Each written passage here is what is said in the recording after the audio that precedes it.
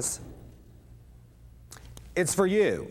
This is a wake-up call, and you're not at the Hyatt Regency."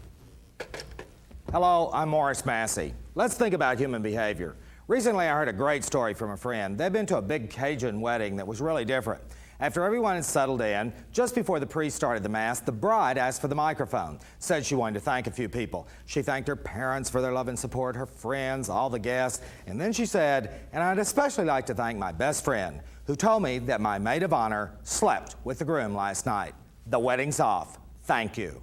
Now that's class. And that woman took a stand for her future. What are you doing about your future? For the next few minutes, let's look at the future. Don't worry, I'm not going to yammer about spaceships and medical breakthroughs and high-tech, high-touch. No, we're going to look at your future, and mine, and the people we work with, and the people we live with. In order to look at the future, we've got to also consider the past and the present. It's all part of the same continuum. They all sort of run together. It's all related. We can see the past clearly. Perfect 20/20 hindsight.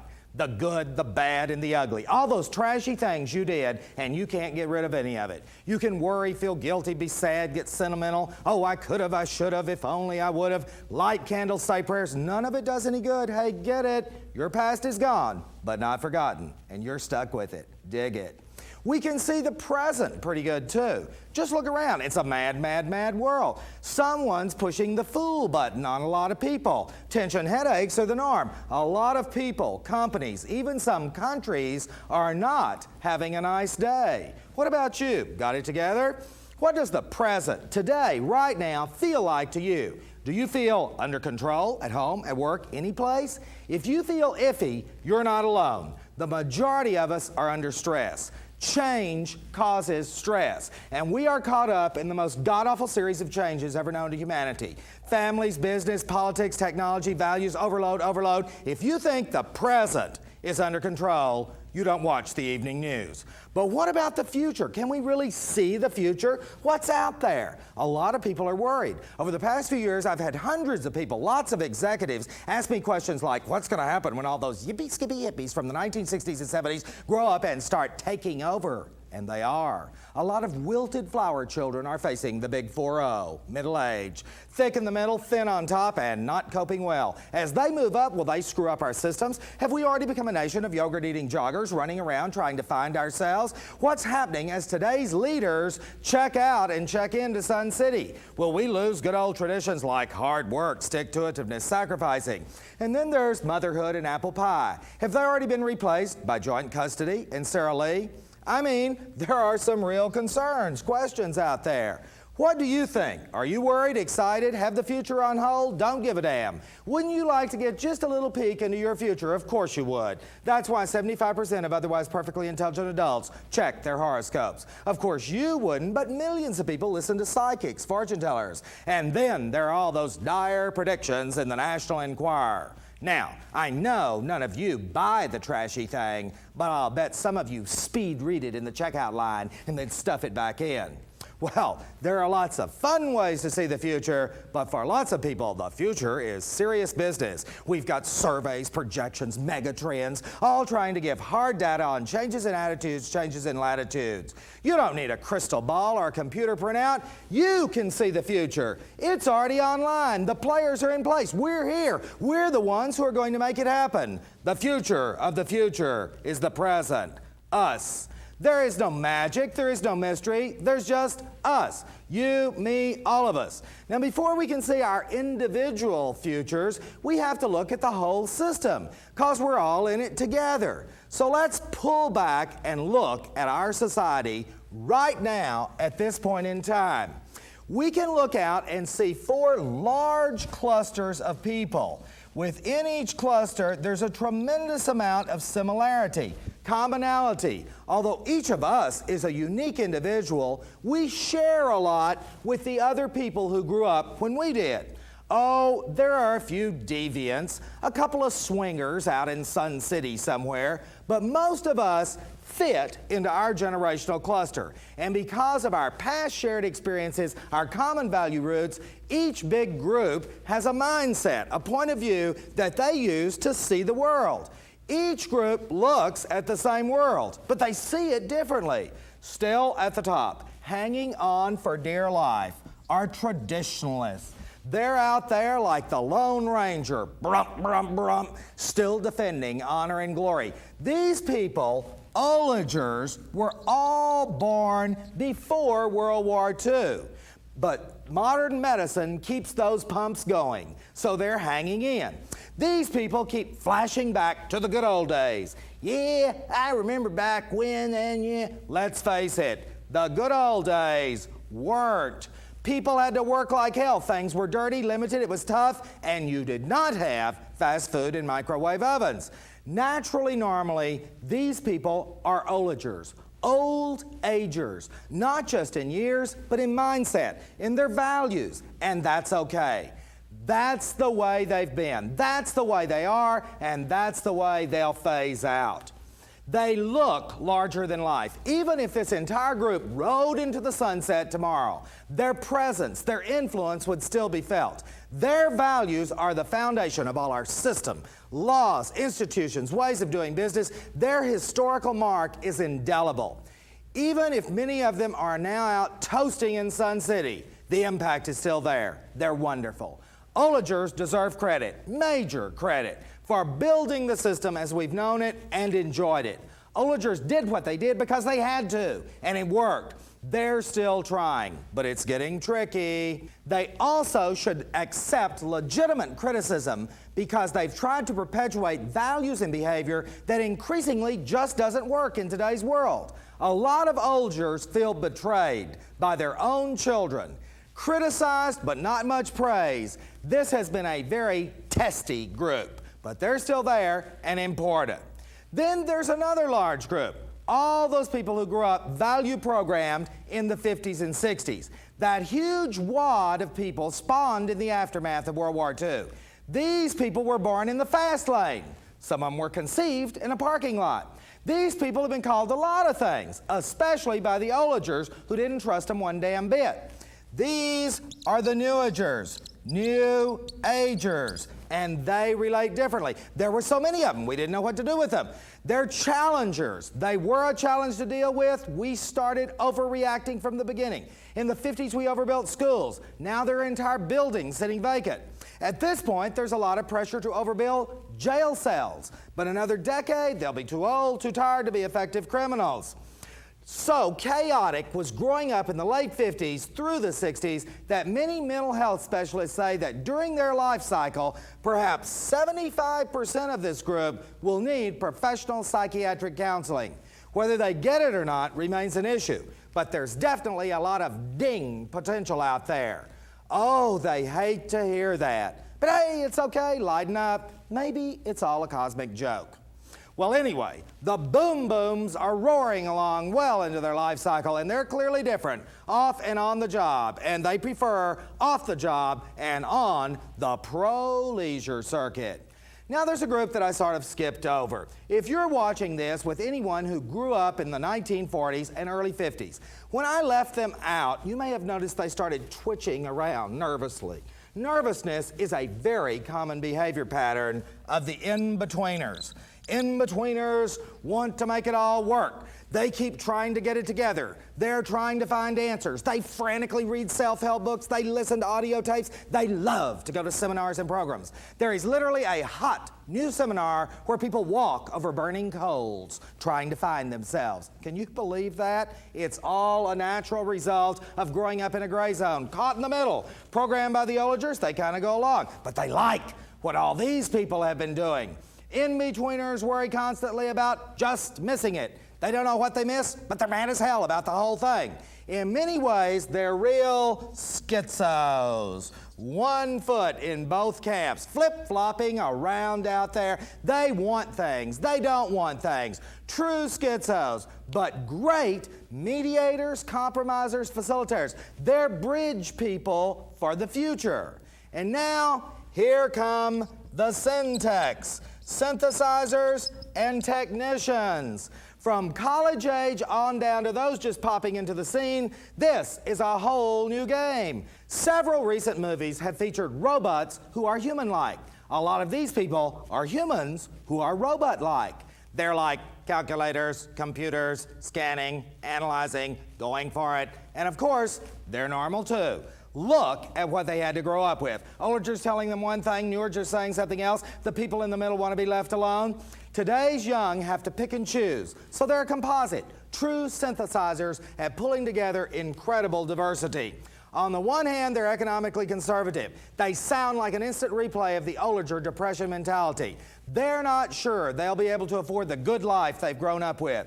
On the other hand, they're sexually liberal. They're not running through the streets like savages in heat as the Newagers did, but they're out there and active. So they're liberal and conservative and in between, and it's all okay.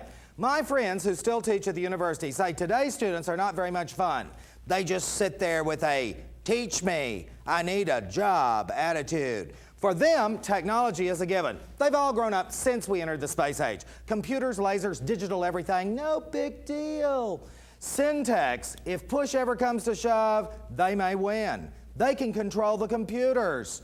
So, here we are, poised for the future. Now, you know, this looks like a setup for a big damn mess. Each group, if given free rein, would take us into a very different future. But nobody's got an exclusive anymore. So what is really going to happen? Expect the unexpected. Within the lifetimes of most of us, there is going to be a massive changeover. For better or for worse, we are getting ready to redefine, redesign, and recreate our system. All our relationships, personal, business, government, we are in transformation toward a transformation point. Sometime around 1993 to 95, we will move through that point and come out on the other side, redefined, redesigned, completely recreated. Different, totally different. Look around. It's already happening. Right now, Oligers are fading into the sunset. Natural attrition, death and retirement, they're moving on. They are simultaneously being replaced by schizos, Newagers, and just on down the line, syntax. In effect, control is being transferred to a coalition, a composite, a blend of values and points of view. We are being pushed, pulled, propelled through a massive redefinition in the ways we live our lives. It's going to be a heretofore, never before type of reality. Now, some of you may be thinking, what is he ranting about? There's always been change in the world. Big deal. What's so unusual about now? We've had changes, big changes. True, but there have really only been a couple of periods in the past equivalent to the magnitude of this present changeover condition. When the Dark Ages gave way to the Renaissance and the agricultural gave way to the industrial. But they didn't know what the hell was happening. It took decades and decades. They couldn't see what was going on. In the year 1240, nobody stood in a courtyard saying, "Here comes the Renaissance. They're riding up now." In the 1860s, no one said, "Throw the switches. It's time for the Industrial Revolution."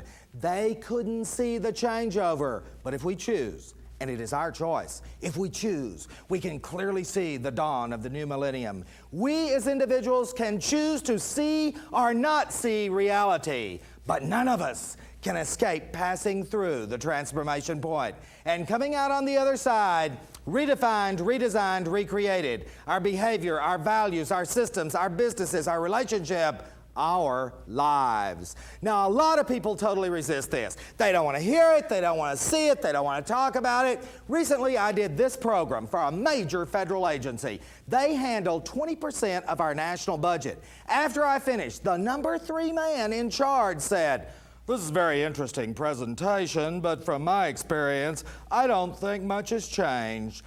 Things are pretty much the same." I could not believe it. This from a top administrator of an agency where people are quitting in record numbers. They are being mandated to do more with less. Morale is incredibly low. He must be living in a vacuum. Where had that turkey been? You know, you can bury your head in the sand, but remember what you leave exposed. Have you really looked at today's world? The Wall Street Journal reports the dice are rolling, and E.F. Hutton got caught. Those sleazy little bastards. They knew they were cheating. They thought they were above it all. Insider information scandals put the best and the brightest behind bars. Sears expects to become number 2 in consumer lending with their Discover card. Merrill Lynch is now frantically peddling real estate. Automatic teller machine goes wild in Cleveland, eats 2,000 cards. Customers reportedly short circuit. Fortune lead story, automotive industry continues skid. No more fast track. Sayonara, Bigakara. For years, consultants tried to get the big three to sign contracts with the Japanese. They were called heretics and laughed out of Detroit. Now all 3 of the big three are contractually in bed with the Japanese, and it's now called SMART. SMART for the long-term survival of even giants like GM. The best thing made in Japan in the 1950s was those stupid little umbrellas you put in mixed drinks. Now they dominate the world in electronics, cameras, high tech, but we're fighting back. Disneyland is now open near Tokyo. Forbes says, face it, the steel industry as we knew it is gone. Prayers in Pittsburgh and wailing in Washington won't bring it back. LTV used to be number 2. Now they're in chapter 11. Mrs. Fields' cookies became better than Mother's. The Chicago Tribune says, look up, the skies aren't so friendly anymore. Continental Airlines, once the proud bird with the golden tail, tucked its tail in bankruptcy, but they came back, redefined, redesigned, recreated. The IRS charges leading financial advisor with tax fraud. Cable TV carries Dr. Ruth's sex advice. Oh, it's so big. Playboy clubs all close. Why just look and imagine when you can see the good stuff? Porno Commission reports 40% of rented tapes are X-rated. What are your children watching tonight? Today's management bonuses look like yesterday's union kickbacks. An ABC television special says the sexual revolution has come and gone, and families have been destroyed. As of right now, only 6% of today's families are that picture-perfect breadwinning father, homemaking mother, and 2.2 kids. Are you keeping up with all this? Are you paying attention? Newsweek defines cocaine as an epidemic. The president declares war. The first lady's maid is arrested, charged with smuggling arms to South America. The U.S. Congress redefines, redesigns, and recreates our entire tax system. Bankruptcies and bank failures reach their highest level since the Great Depression. The new legal philosophy, sue the bastards. Whose rights are right? We've got women's rights, children's rights, soon to be a biggie, animal rights, consumer rights, my rights, your rights, human rights. Are you aware that recently Australia considered the question, what are the rights of frozen sperm? They had this frozen sperm from a millionaire couple killed in a plane crash. They didn't know whether to impregnate it, let the baby grow up, inherit all the money. They argued, lawyers, doctors, the general public. They let it thaw out. They couldn't handle it. TV evangelist tests waters for presidency. Burger King opens in Beijing, China. Pizza Man tests national dial 800 number. Guaranteed delivery in 30 minutes except for Utah, Nevada, and New Mexico. NBC probed medicine. Should we pull the plugs? What's the cost of priming the pumps? Will your next surgery be bionic, cosmetic, elective, or emergency? Have you been to a McDoctor? Those dock in the boxes in shopping centers 24 hours a day, whip in, whip out. Of course, they don't speak English, but it works. Traditional hospitals are losing it. They have blue light specials, half price on the weekends, and you get green stamps. Test tube babies have become routine, and that's no fun. The family farm's got a long road to hoe. It used to be, how are you going to keep them down on the farm? Now it's, how are you going to keep the damn farm? Can you believe all of this? Have you been paying attention? The LA Times reports national dropout rates in high school are reaching all-time highs. 20, 30, even 50%. We have a generation at risk. Johnny can't read, won't go, can't cope. Lights, camera, politics. Politics. White males no longer call all the shots. Look at the local levels. It's all changed. San Francisco, Denver, Detroit, Houston, everywhere women and minorities consider. By the year 2000, given the current birth and immigration rates, there will be more black, Hispanic, and Oriental Americans than there will be whites. Whites will be a minority. Guess who's coming to dinner? And guess what they're going to serve when they get here. And speaking of serving, think about women. There are still a lot of men who think women only have boobs, babies, and fingers that type. No, they're bodybuilders, astronauts, climbing corporate ladders, piloting jets.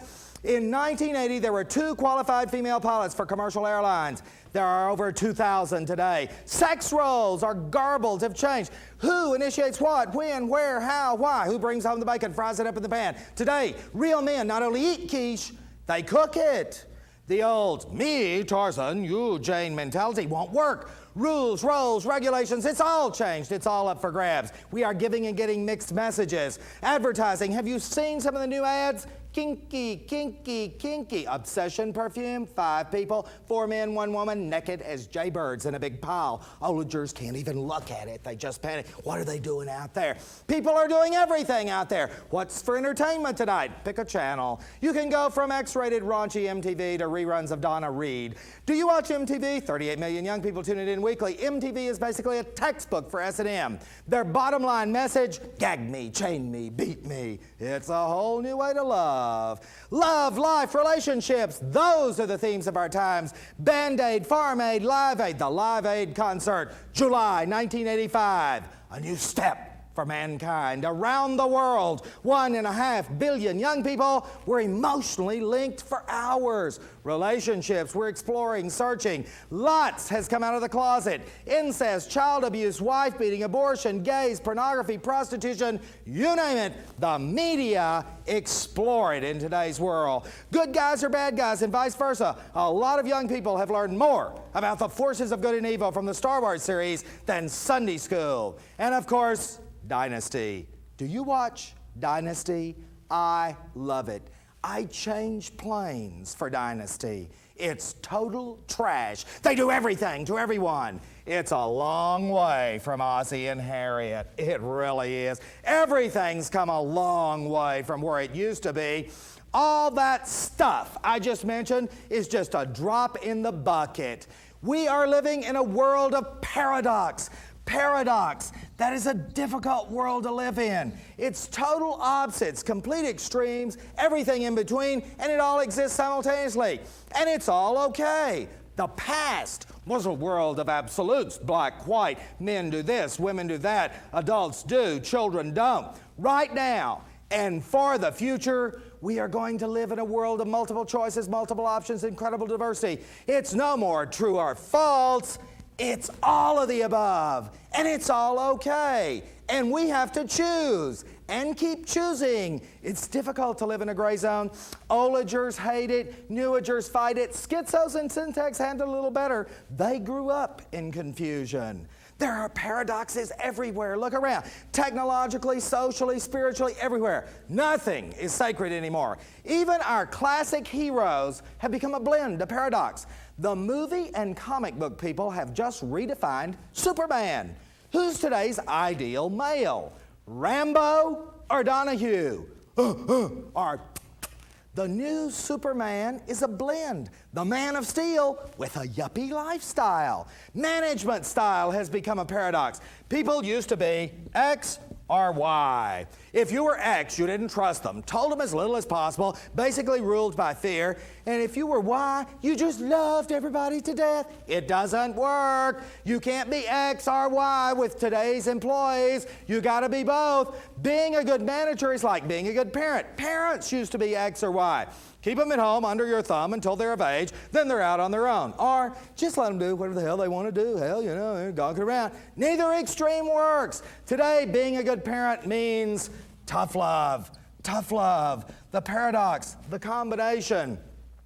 Compassionate yet holding people accountable. Consequences but room for loving and caring. It works in management too. In the marketplace, we see the paradox of greater sameness, greater diversity. People want both at the same time. Cabbage Patch dolls. Remember those hideous little creatures? They popped out of Hong Kong by the millions, but each was unique, individual, greater sameness, greater diversity. On the surface, the spiritual and the scientific seem opposite. Some people foam at the mouth when religious doctrine confronts scientific theory. Periodically, battles rage over what we should be teaching our children, divine creation or Darwinian evolution. Let's face it, no one knows. None of us were there. No one alive today saw her do it in 7 days. Or no one saw people jump out of the trees. Here they come. It's humans. We might believe one or the other to be true, but we don't know the truth. We didn't see it happen. Why is it so hard for us to allow both to be true? Why is it so hard for us to see the hand of a creator in the process of evolution. And that is exactly what many top physicists and theologians are now saying. You don't have to choose between high tech and high touch. We can have both. There's a company in Boulder, Colorado called Ball Brothers. That's a paradox itself. Ball Brothers started with canning jars. This division's into space, satellite probes, all those engineers, very professional. Right across the way, a few years ago, a company sprang up called Celestial Seasonings Tea. All these people dancing around, gathering little things out in the woods. Their packages had rainbows and unicorns and quotes from Plato and Buddha, and they became the #2 seller of tea. These two companies used to eye one another across the street. High tech versus high touch. Ball had coffee breaks and annual company picnics. Celestial had volleyball breaks and nudie weekend retreats at Coot Lake. But some of those people began to run together. They exchanged points of view. Now Ball Brothers is no longer so uptight and scientific. Celestial is no longer so spacey and loose. And Coot Lake is packed on the weekends. Some of you are probably a paradox. You live a paradox yourself when you drive an air-conditioned camper to the woods to rough it for the weekend, or your air-conditioned car to the gym to sweat like hell. That's self-denial and self-indulgence at the same time. Paradoxes challenge our ability to cope with reality, on and off the job. We can't live on automatic pilot today. You can't lock in anymore. Unless conflict and frustration turn you on, you better pay attention. Okay. How do you feel about all this? How do you see this? This picture I've painted of who we are and what's happening. How are you dealing with the here and now and what's coming up? Now, if you're like most of the people I run into, you're having one of several typical reactions. Some of you don't give a shit. You don't care. Hey, your vacation's coming up. You've got your alarm system working. You're going to retire soon. Not to worry. Some people take the Doris Day approach. Que sera, sera. Whatever will be, will be. The future's not ours to see, but the future's clearly ours to see, if we choose to. Millions escape to altered states. Pop a few pills, snort a few lines, take a few tokes, have another drink. They just buzz through it all. Maybe you're a frantic searcher, craving excitement. It's like if you do enough, you don't have to deal with anything. Hey, the big game's tonight. Want to check out my new wheels? Where's the action? Oh, this is going to be an awesome party. Let's eat, drink, have fun. Hey, baby, go, go, go, go, go. They're into chronic overboogie. Or perhaps you ignore what's happening right under your nose. Some people naively believe they're above it all. Well, we here at Hollowbrook Club are fairly secure. Things are on an even keel. What say we have a little libation and ignore it all? And finally, perhaps the most dangerous, the brush off. Oh, we've just been going through a phase. The pendulum's swinging back. It's all going to be the same. These people also still believe in the tooth fairy. It's going to the good old days, the good old ways. Happy days are here again. There's nothing new under the sun. Wrong, Kimasabi. If you think what I'm talking about doesn't relate to you, you better think again, because when it hits you, it's going to hit like a Mack truck. You better start looking both ways, and up and down and behind. If we don't pay attention and go with the flow, we are doing an incredibly stupid thing. We are trying to ride the horse in the direction it's not going. That's dumb. Have you ever tried to do that? The horse is going where it's going, that way. You don't get to guide it. But if you ride the horse in the direction it's going, you get to influence, you get to direct. If you go with the flow, you'll be going with the force. We have to open our eyes, our ears, our minds to what's happening out there. The ultimate cost of not dealing with reality is actually the survival of our relationships. Relationships with the people we love, the people we work with, the rest of the world. Our lives work or don't work within the context of reality. All this stuff I've been talking about, the way each of us acts and reacts to this context depends on how we see others and how they see us. Obviously, we don't see things the same way. If we did, we'd communicate, motivate, sell, interact perfectly. We don't see things the same way. Everything hinges on seeing. So let's leave the context out there and look at us as individuals. How we see and what we can do about it. Is seeing, believing, watch. Wow. Do you believe that? Do you trust what you see?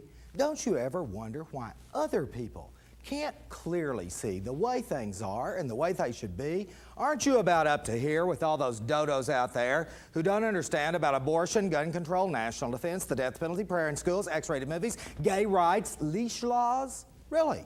I've got some answers, don't you? Of course you do.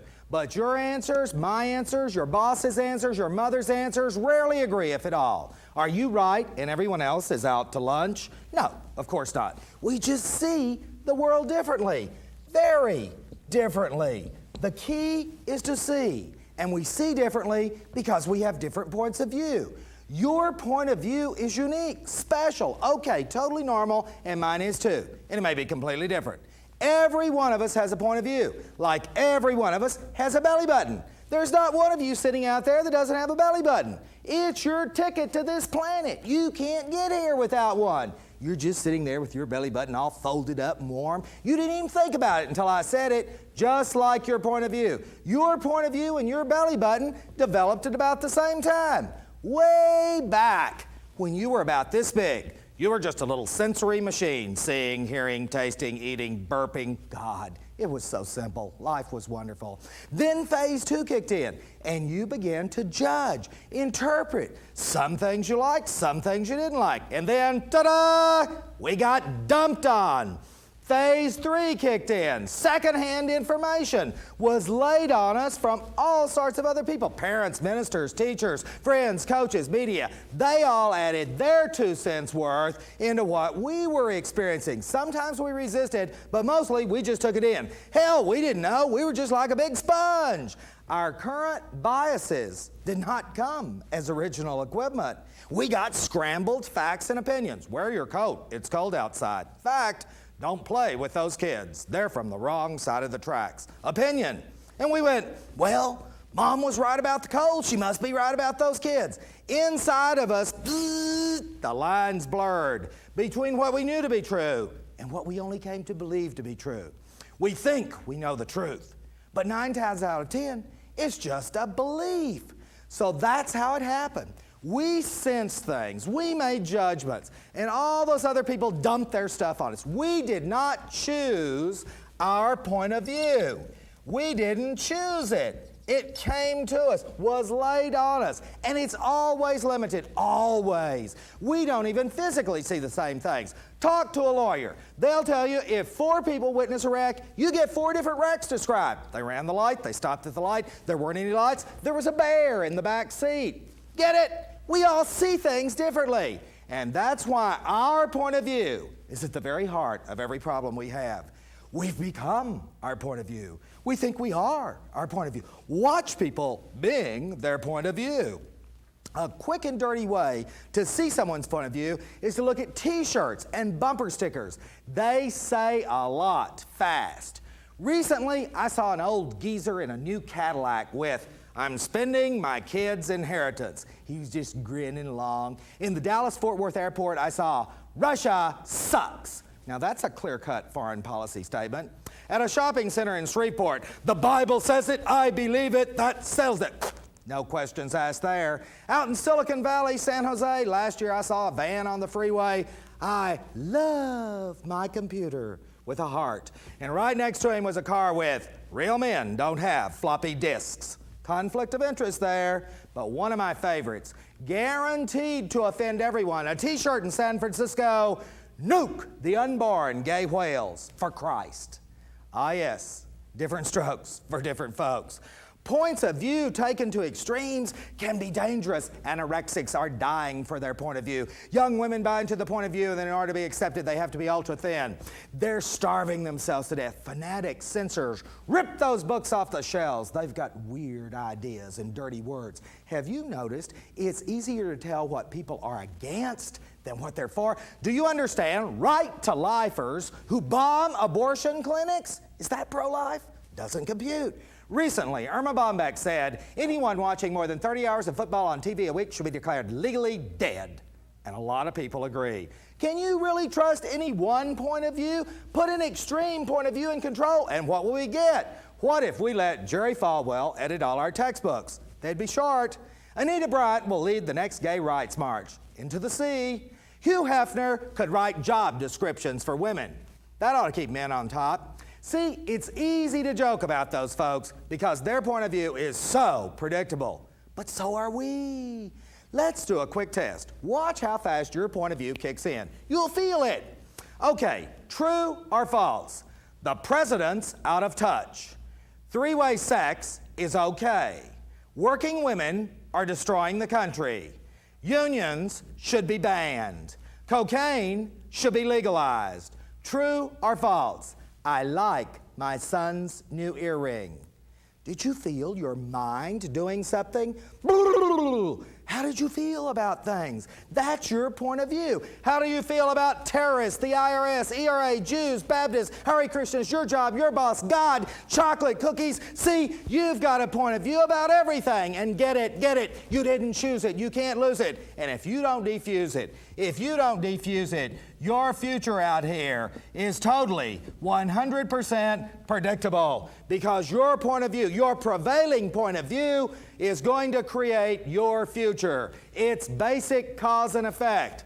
Our prevailing point of view, the way we see the world, the way we look at things, will trigger a series of actions, and those actions will create the results that are our future. It's very simple. Prevailing point of view, actions, future, results. That's how it works for everybody. You don't believe it? Just look at it. It's simple. Remember those true-false statements? Let's see how your prevailing point of view can create a future. Remember the one about your son's new earring? One possible prevailing point of view. Well, I raised him to be an individual. It's his life. Action. Personally, Tommy, I would have gotten gold. Result. Buy him the gold one for his birthday. Or another possible point of view. Oh God, where did we go wrong? Action. No son of mine can do that. Out. Result. No, I haven't talked to him in 3 months. Get it? Our prevailing point of view creates our future out there. Right now in Washington, D.C., the prevailing point of view of the current administration leads to actions in Central America, the Middle East, our cities on the farms in Iowa, in our own pocketbooks. They're creating a future we're all going to have to live with. That's the way it works in our personal lives. If parents believe that their children can't be trusted, they act in certain ways. And what do they get? Children that can't be trusted. Studies of juvenile delinquents show that if they are viewed, seen as bad, treated that way, they become bad. Once we lock in on our point of view, it begins to unfold our future. That's how most people lead their lives. Once they lock in on their prevailing point of view, wham! Then they just keep doing the same thing. We're like a little machine. We are predictable. We get stuck in a rut and we just rut right on. Most people lead their lives like that. They keep making the same mistakes. Have you ever noticed that about people? Not you, of course, but other people. They keep having the same problems. I know a woman right now getting her fourth divorce. She keeps getting dipshits. We say, Carol, wise up. She goes out and finds another one. Talk about a slow learner. Our points of view define the patterns of our lives. And once people lock in on a pattern, they keep repeating it. Work this way, play this way, have sex this way, worship this way, etc., etc. We make the decisions that create our own future. Nobody's doing it to us. We're doing it to ourselves. As Pogo so beautifully said, we have met the enemy. And he is us. Well, the enemy really isn't us. We're kind of cute, huh? I mean, I'll bet a lot of you looked in the mirror this morning and went, got it together, baby, it's working. See, we're kind of neat. It's our point of view that screws us up. It's like the Russians. Hell, the Russians are great people. They invented vodka. You can't be bad and invent vodka. It's their point of view that stinks. Of course we don't see eye to eye with the Russians. You can't see eye to eye with any other human being. Your spouse, your kids, the people you work with. You can't see eye to eye with anybody unless they have the same point of view. And they don't. They didn't have the same sensory experiences, didn't make the same judgments. They haven't had the same 2 cents worth of crap dumped on them. Well, this sounds a little fatalistic, doesn't it? I mean, is that it? Are we doomed to just keep doing the same thing, rutting along out there? We cannot get rid of our past. It happened. That past is back there. I mean, we plopped onto this planet with our little belly button, sat there, all that stuff came in on us, and now we have lived our life. The goods, the bads, the ups, the downs, oh, the drama of it all. So here we are with our present point of view. You didn't choose it, you can't lose it, but you can diffuse it. Diffuse it. You can go beyond the limits, automatic limits of your point of view, and you'll see a whole new world. You can suspend your point of view and rise up to a viewing point. A viewing point. Rising up, it'll all be different. It's like you take a little mental helicopter trip and look back down at yourself. Oh, there I am, being a jerk. No wonder people think I'm a jerk. I am a jerk. Now you may be thinking, did this guy just tell us to take a little mental helicopter trip? Really? Is that professional? That's the way it is. That's the way it works. It's not the dumbest damn thing you ever heard. That's exactly what I said. And when you get above it all, when you go up, you will clearly see your past, your present, and possible futures. From a viewing point, your future unfolds. You will see a multitude of possibilities. You'll be objective, non-judgmental. You'll be like the guy in the V8 vegetable juice commercials. He spin a little machine, orange juice, suddenly, wow, I could have had a V8. There are choices out here, all sorts of choices. Your awareness expands. You see your point of view, plus the point of view of A, the point of view of B, of C, of D, all those other points of view. Obviously, if you take in more than your point of view, your actions are going to change, and your future will change. Okay, here's the biggie. How do you get up to a viewing point? Literally, mentally, you rise up to a viewing point. Rise out of being locked into your prevailing point of view. You can walk out of this meeting today and start doing it. But before you rise up, before you can begin to see the world differently, there's one little assumption you've got to be willing to hold for just a few seconds. You've got to be willing to accept that you are just as full of crap as you think all those other people are. All those other people you think are full of it, you are too. If you let that be true, that is a big step. The first step in actually rising is to relax.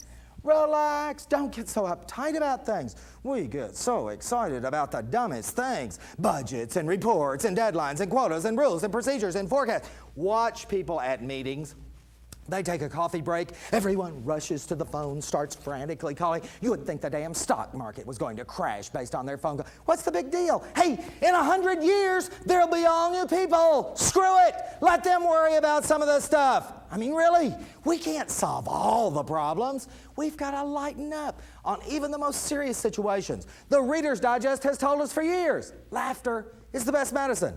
A while back, I heard the most vivid story from Naval Commander Jerry Coffey. He was a POW for 5 years in Vietnam. He was first captured, tortured nonstop for 2 days, then thrown in a little cell and told to clean up. There was a water pipe dripping out of the ceiling. He thought he was going to pass out, wasn't going to make it. He looked up, and right under that pipe, another POW had scratched, "Smile, you're on candid camera."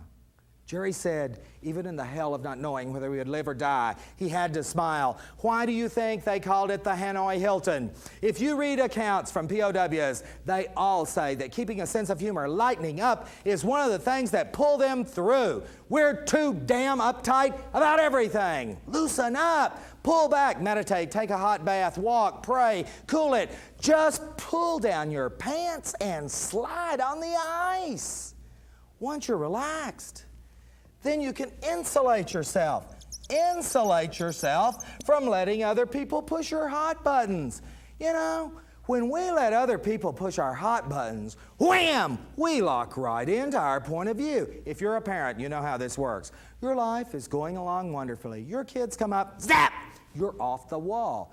People push our hot buttons all the time. In traffic, at the bank, at airports. We work with people who push our hot buttons. Now, everybody you work with is probably terrific. But when I was still with the university, there was a woman in my office who was a total toad. I mean, when I saw her, I started gritting my teeth. One day, I discovered the most amazing technique. I call it the solution. I walked in, and I'd been thinking, I'm not going to let her rattle me like that. She can't get to me anymore. So I looked at her and thought, there she is, Mary, the perfect asshole. She's a wonderful specimen. What I did was simply look at her and say, that's what you do. Look at other people and say, you'll smile. The Orientals have known this for years. Soul. I'm not saying ignore other people. I'm saying don't let them get to you. That's the only way we can get some perspective. Try it. Say You'll love it.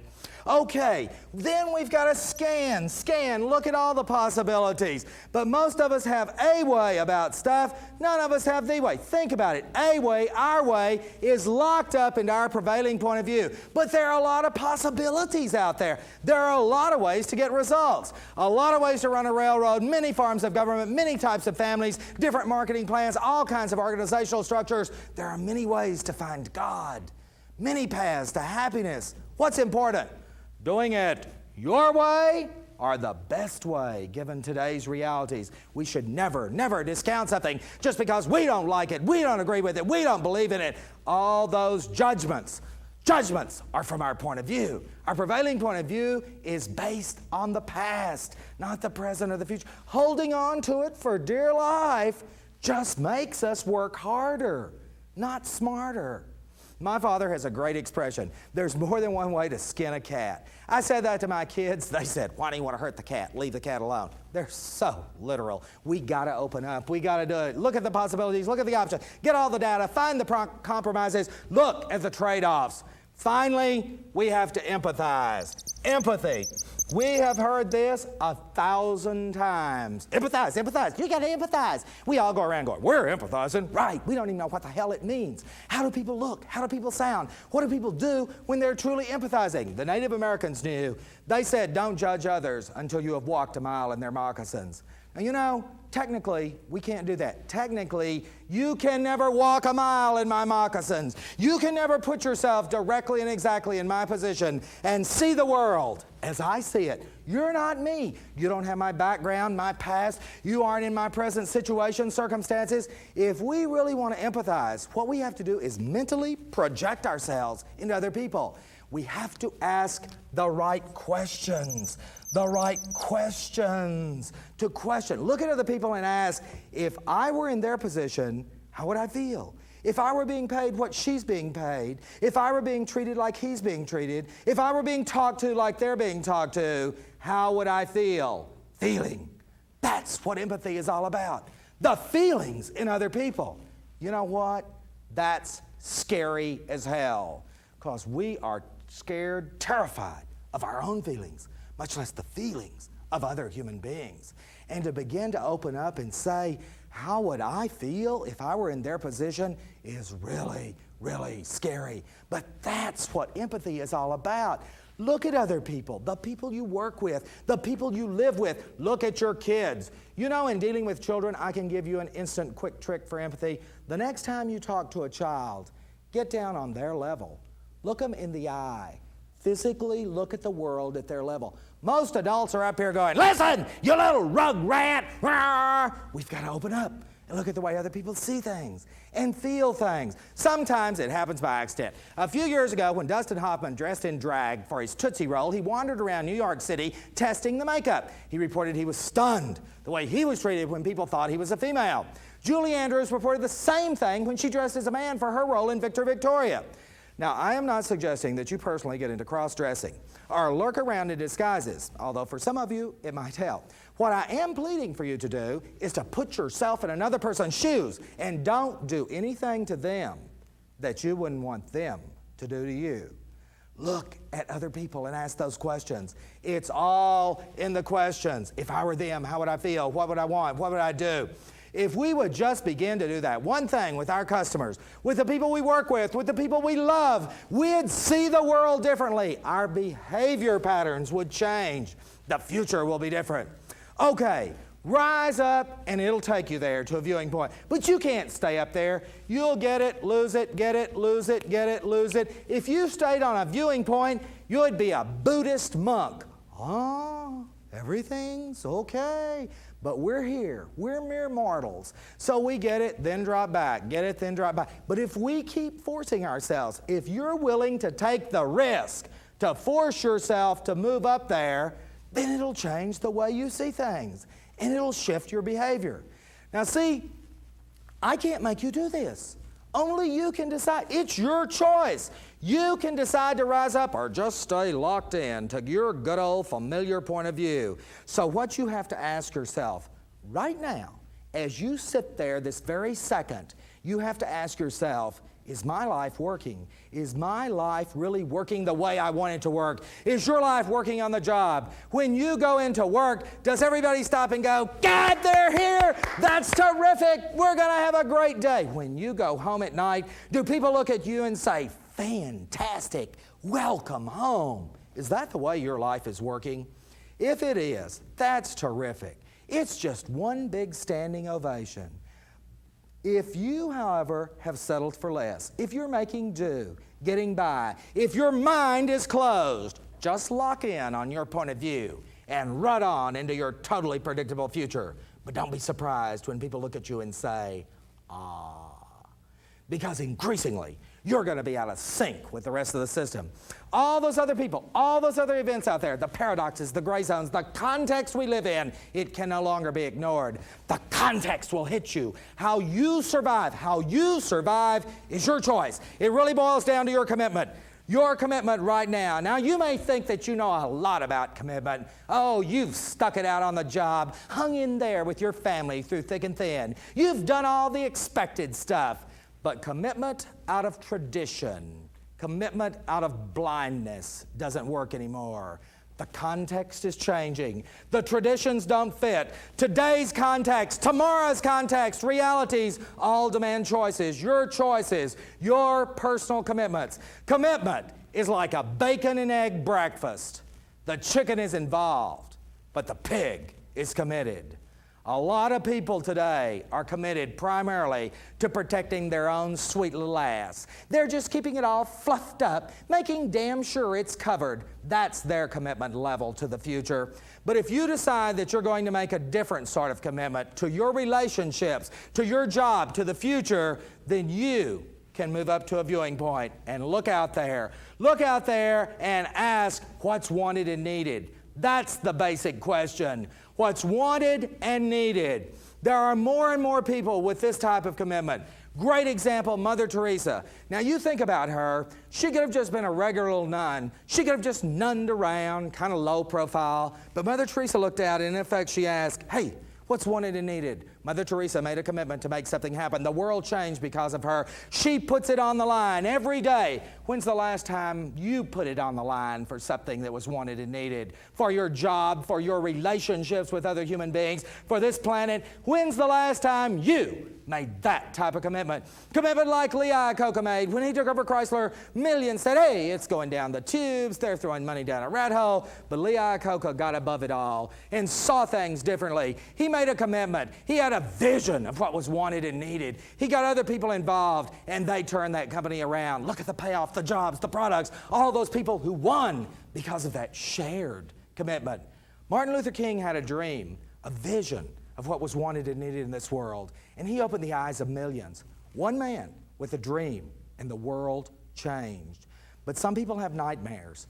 A few years ago, 2 women in the States, housewives, just ordinary women, no different than any one of us. They had tragedies in their lives, significant emotional events that changed forever the way they saw things. They farmed mad, mothers against drunk driving. The laws have changed. Thousands of lives have been saved because those 2 women made a commitment for what was once the future, but is now. Now, we can all make a difference in our little corner of the world. John Kennedy said it beautifully. Every person can make a difference, and every person should try. Do you? I know a guy who does. He runs the shoe shine stand on Concourse A at the airport in New Orleans. Now that is a dippy job, right? He just shines shoes. Look at you. Look at your job. Look at your title. Look at your car. Look at your vacations. And this guy just shines shoes. But his commitment is to his job. Every pair he does is a 10 plus. They sparkle. With him, there's no need to search for excellence. His job is excellence. That's his commitment. Can you imagine? Can you imagine what would happen in your organization, in your personal life, if people were committed like that? If you were committed like that, if you rise up to a viewing point, if you begin seeing things differently, you can make that type of commitment. You know, actually, you have changed a little bit over the last hour. I'm really a computer deprogrammer. I put a new glitch in your system. You've got a new little piece of tape back here, and it's going to run on you at the strangest times. You'll be taking a shower, driving your car, in the middle of an argument, wherever, and that little tape's going to say to you, "Hey, asshole, where are you? Locked into the rightness, the righteousness of your point of view? Or are you up there? Are you up there at a viewing point? If you're up there, you can see it all. Past, present, possible futures. What you see is that all it is, what it's all about is life. And you can love it and live it and give it. And that you are a magician, a creator. You, me, all of us together can make a world that we can be proud of. Think about it and go for it.